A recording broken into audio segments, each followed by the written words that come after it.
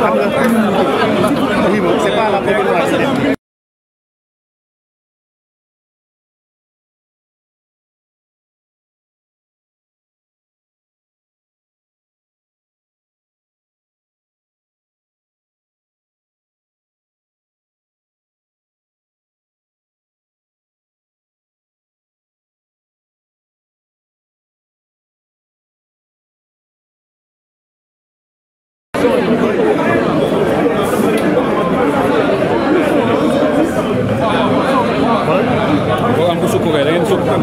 Voilà. C'est bon? C'est une question là qui peut. Voilà, c'est bon, hein?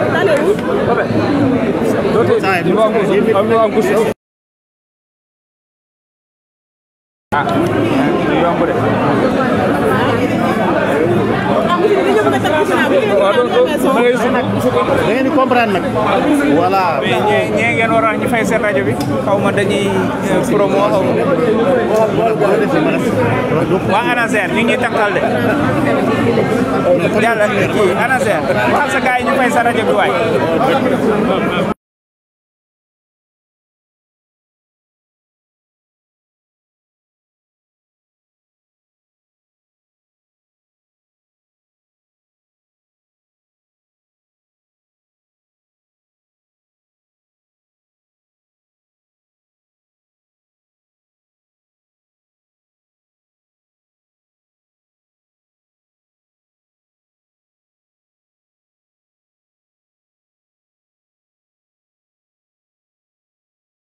Vous voulez effectuer une visite à la gare des Beaux Maraîchers 4 jours avant la Tabaski. C'est une période de forte affluence. Alors, tout s'inspire tout ce qui se passe et voilà, votre réaction. Merci beaucoup. Nous sommes venus aujourd'hui à la gare des Beaux Maraîchers pour nous enquérir de la situation, mais aussi pour échanger avec les acteurs. Nous savons tous que actuellement, il y a une forte affluence car beaucoup de citoyens quittent Dakar pour rejoindre leur village, leur ville, leur commune, disons. Et comme vous le savez, en ces périodes de fêtes religieuses, nous notons en tout cas une augmentation considérable et irrégulière des tarifs.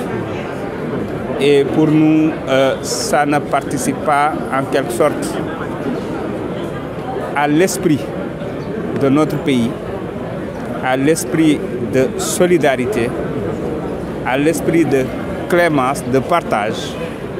Ce qui fait que c'était pour nous nécessaire de venir rencontrer les acteurs, échanger avec eux. D'abord, les demander de revoir les tarifs à la baisse pour appliquer le tarif habituel et permettre aux citoyens de rejoindre le terroir sans problème. Nous avons ici des exemples de transporteurs qui ont décidé en toute responsabilité de ne pas appliquer un seul franc de plus, en tout cas sur les tarifs, ce qui est important. J'en ai vu des exemples et ce qui montre qu'il n'y a aucune raison pour les autres de procéder à une augmentation. Comme des acteurs, une concertation avec les acteurs du transport pour revenir sur tout ce qu'on constate durant ces périodes, les accidents. D'abord, quelle est votre lecture par rapport à ce qui est souvent noté lors de ces événements, surtout côté comportement des chauffeurs? Oui, tout d'abord, ce que je voudrais dire, c'est que nous avons échangé avec eux sur l'histoire des tarifs. Nous comprenons certaines contraintes, mais nous avons donné des instructions aux gestionnaires de la gare pour veiller à ce que les tarifs soient appliqués. Ensuite, nous allons combattre le système de maraudage qui existe dehors. Parce que beaucoup de transporteurs, dès qu'on leur demande d'appliquer les tarifs homologués, ils se permettent de laisser ici les clients pour sortir, prendre des clients dehors. Donc nous allons nous concerter avec nos collègues ministres de l'Intérieur et ministres des Forces armées pour combattre farouchement les gares sauvages qui existent un peu partout dans Dakar afin de ramener tout le monde à la voie normale. Le transport urbain est bien régulé, est bien organisé. Un transporteur, comment dirais-je, un bus doit quitter une gare pour rejoindre une autre gare. Donc les gares sauvages, c'est quelque chose que nous allons régler, c'est quelque chose que nous allons combattre afin de permettre à tous les chauffeurs d'être sur le même pied d'égalité. Comme vous le savez, la gare des Beaux-Maraîchers est fermée à 0 heure. La gare des Beaux-Maraîchers est fermée à 0 heure et pourtant les autres gares sauvages fonctionnent au-delà de 0 heure, ce qui n'est pas normal. Donc tout ceci, nous avons bien pris note. Nous allons échanger avec nos collègues et des mesures seront prises dans ce sens. Donc encore une fois, ce problème-là sera réglé. Peut-être ça demandera un peu plus de temps. Mais aujourd'hui, ce qui est urgent, c'est d'abord de revenir aux tarifs normaux afin de permettre aux citoyens d'aller fêter la Tabaski tranquillement en famille. Monsieur le ministre, sur ce dernier point, s'il vous plaît, il y a des frustrés parmi ces transporteurs-là qui demandent la levée de la restriction portant sur l'interdiction de ces transports en commun de circuler la nuit, au moment où les voitures particuliers autant pour moi, donc on continue de voyager la nuit. Alors, qu'est-ce que vous savez, en fait,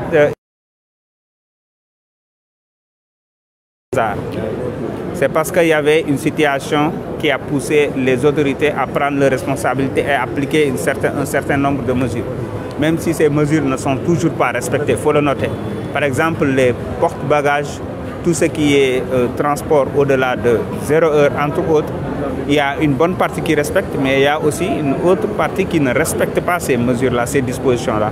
Nous allons vers des états généraux. Nous allons évaluer. Nous allons prendre toutes les mesures nécessaires pour assurer à la fois un service de qualité pour les consommateurs, pour les citoyens, mais aussi une sécurité routière sans faille. C'est de ça dont il s'agit. Ce qui fait qu'aujourd'hui, on ne peut pas de manière hâtive prendre tout de suite des mesures pour dire qu'on va lever ou non, mais nous allons travailler sur un plan d'action global afin de régler définitivement ce problème de qualité de service, mais aussi de sécurité routière. Qu'en est-il de assises transport? Mais comme je viens de le dire, nous sommes en train de travailler avec nos équipes sur les termes de référence et tout. Les assises auront lieu au mois de juillet, Inch'Allah. Monsieur le ministre, ñu ñëw ci wolof rek donc tey nga ñëwoon fii nii seet si ñi nga xam ne ñoo di transporteurs yi fii ci garage Beaux-Maraîchers ñu ngi waajal Tabaski bi ñu gis ni bu jegesee ak ñoom ba pare lan moo génn ci seen. waaw loolu dëgg la comme ni nga ko xamee ci li jiitu mooy paas yi nga xam ne yokk nañ ko ci anam yu doy waar.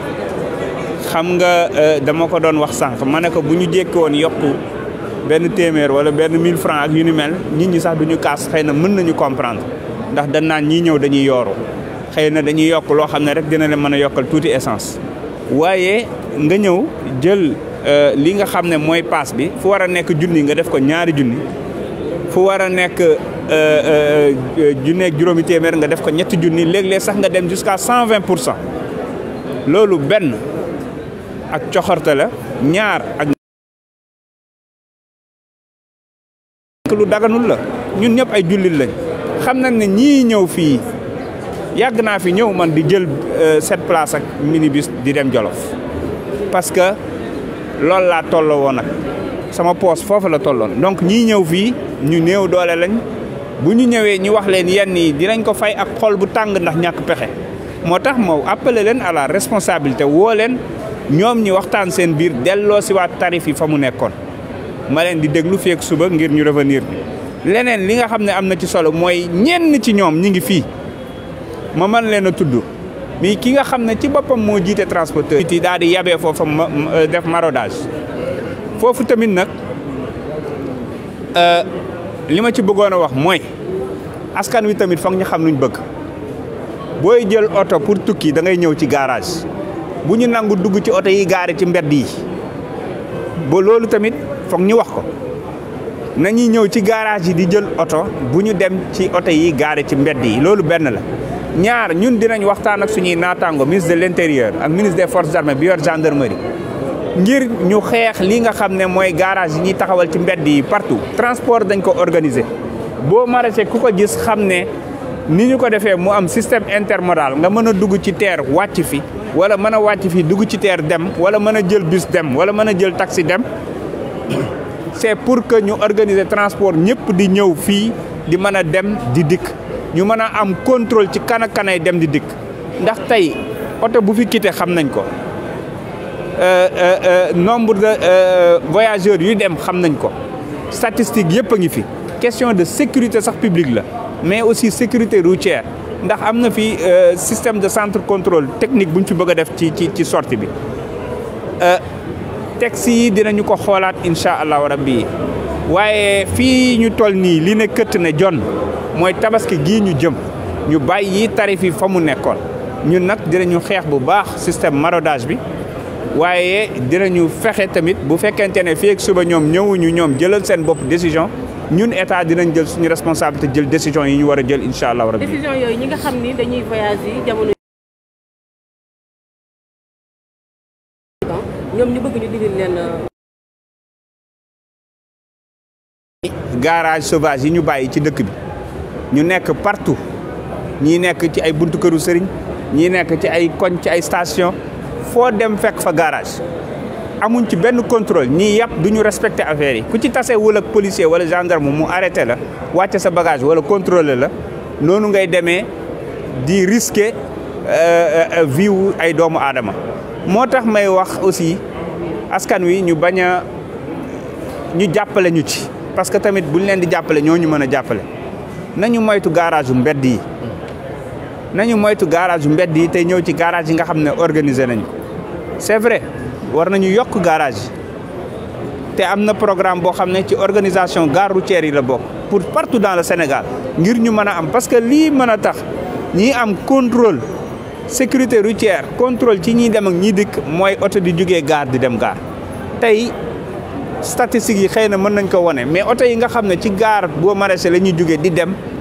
daanaka doo dégg ay jafe-jafe ci yoon yi ndax dañuy contrôler la ñu war a contrôler balaa ñuy génn mais oto yi nga xam ne guddi gi la ñuy yeb jël seen porte bagage yëpp ci sud yi yëpp ci porte bagage yi ba kenn xamul nu mu toll ñoom ngay dégg ñuy am ay accident ci yoon bi ak yu ni mel donc encore une fois loolu dinañ ci jublu comme ni ma ko waxee xeex ko ba lépp normal ndax fii gare bi minuit ñu tëj ko benn oto du fi génn. mais mesure yàgg nañ koo jël mais Sénégal problème si. yàgg nañ koo jël ñan ñoo ko doon jël.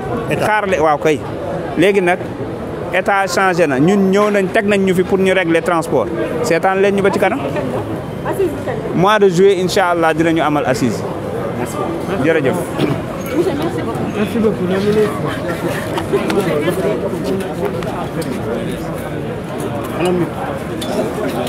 Gars yi micro yi ñoo leen. yow mënoo maa yéen say micro yow xamoo man naka laa taxawee nga mettre yaa ngi may jox sa micro maa ngi ma jox sa micro yow mënoo maa jox ma yombala la nga soxla sa caméra